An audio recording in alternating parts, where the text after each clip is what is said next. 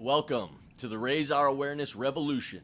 I'm DaVinci the Truth, and today I want to introduce myself and the revolution and talk about its purpose, its mission, and what I see for the future of humanity. The acronym for the Raise Our Awareness Revolution is R.O.A.R. I like to call it humanity's roar because I believe we are in a process of awakening right now. Many people around the world are already coming to understand this, experiencing it at the individual level, and I believe ultimately humanity's roar will be that catalyst for the Great Awakening on a global collective scale.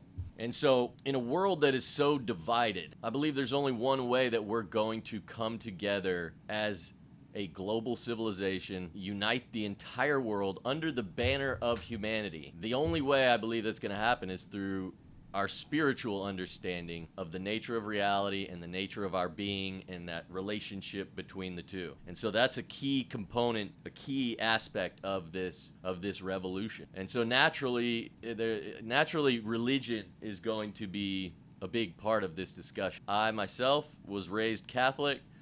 Did a lot of research into Eastern philosophy, Hinduism, Buddhism, even Islam. And the most important part of my journey, I would say, was simply researching near-death experience.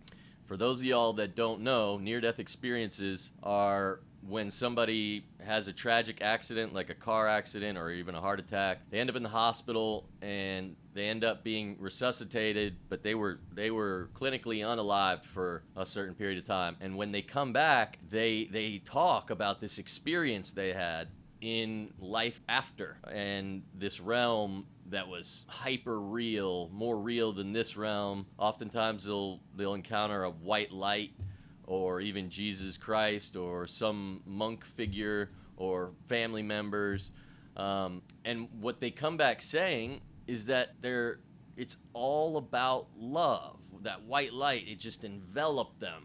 And it was so powerful. There's no words to even describe that feeling of embrace by love and that sense of oneness that they had over there. And so they come back oftentimes saying they're no longer afraid of the unaliving process at the end of their life. And they come back talking about what they call a life review that they experience. And in this life review, they had to relive every experience in their life where they interacted with another human being. And in that process, they either feel the love that they showed that person, or they feel the reality of how they neglected to love that person, or they hurt that person. And so they talk about how they didn't feel like someone was judging them. They felt like they were judging themselves in light of truth. And I think that is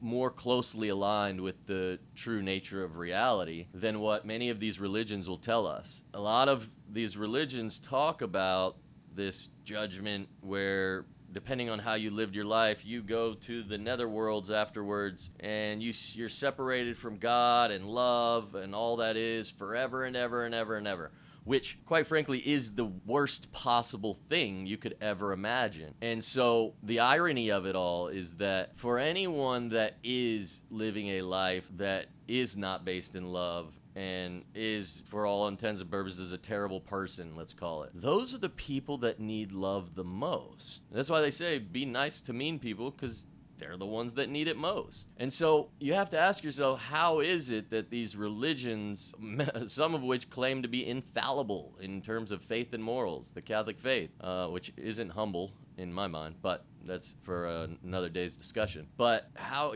could they have gotten something wrong? Sure. They don't even agree on the nature of reality. Theologians the world over debate this on a regular basis. So yes, there are still things yet to be fully understood. There is not a consensus opinion on reality. And this revolution seeks to foster these discussions as part of a process of discovering the true nature of reality and figuring out how these religions of the world are really talking past each other and dispel some of these beliefs that are built in fear and negativity, because science is now even coming around to the power of the mind and the power of our thoughts, and that even theorizing that consciousness itself is base reality and represents the fundamental layer of everything that we see. And in a lot of ways, that validates what a lot of the mystery schools have been telling us. If you look at the Hermetic principles, the first one is that the mind is all. And so I think this is where we're going to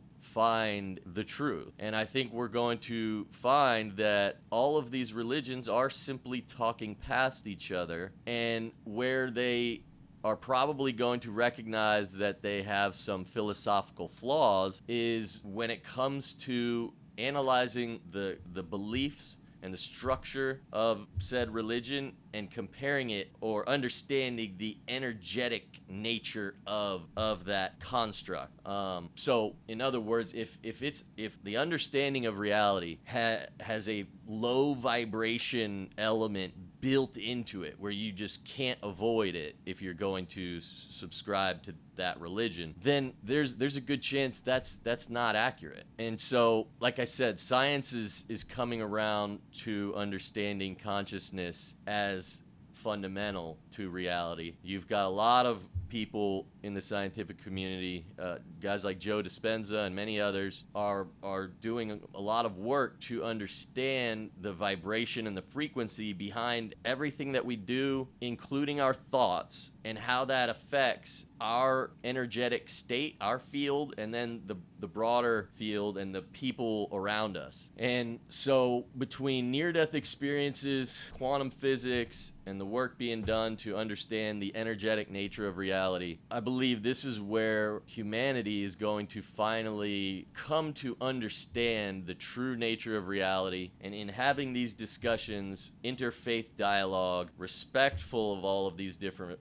religions, as byproducts of civilizations around the world that went through that age of nation building. That those religions provided each and every civilization a sense of cohesion, and it provided the people comfort in knowing or believing they knew what would come after they crossed over. And so from a historical lens, I understand the purpose and the value of religion, and it should be looked at in that light. We should respect it as the historical relic that it is. But ultimately, we're at a point now, the world is so divided. I think it's time that humanity is going to come back together and unite after splintering into this what is now a religiously pluralistic world.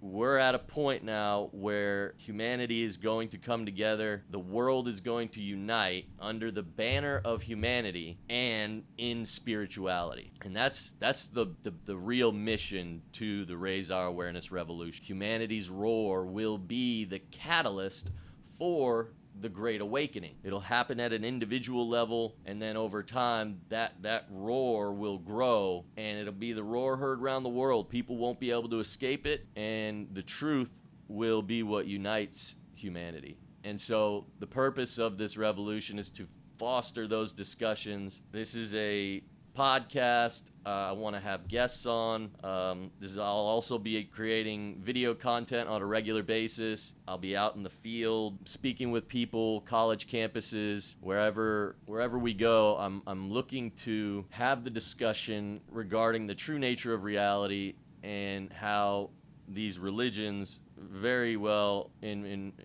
most cases are talking past each other, and where they're not, they're either basing their belief in low vibration and frequency, or flawed philosophy, or the appeal to authority, the logical fallacy of the appeal to authority, whether it be through ancient texts or church fathers or what have you. So that's kind of that's really all I wanted to say today. This was just an introduction. Again, my name's DaVinci the Truth. This is the Raise Our Awareness Revolution, or Humanity's Roar, the catalyst for the Great Awakening. I look forward to all the further discussions that we will have. If you see one of my videos and you disagree, please reach out to me. I'd love to have a conversation, whether it's on the show. I live in Houston, Texas, but If not, we can have a Zoom call, whatever you see fit. I'm a respectful, humble individual. I believe we are all divine manifestations of the source consciousness, the creator God, whatever you want to call it. And once again, I look forward to those discussions. So I hope y'all have a great day. Look forward to the future.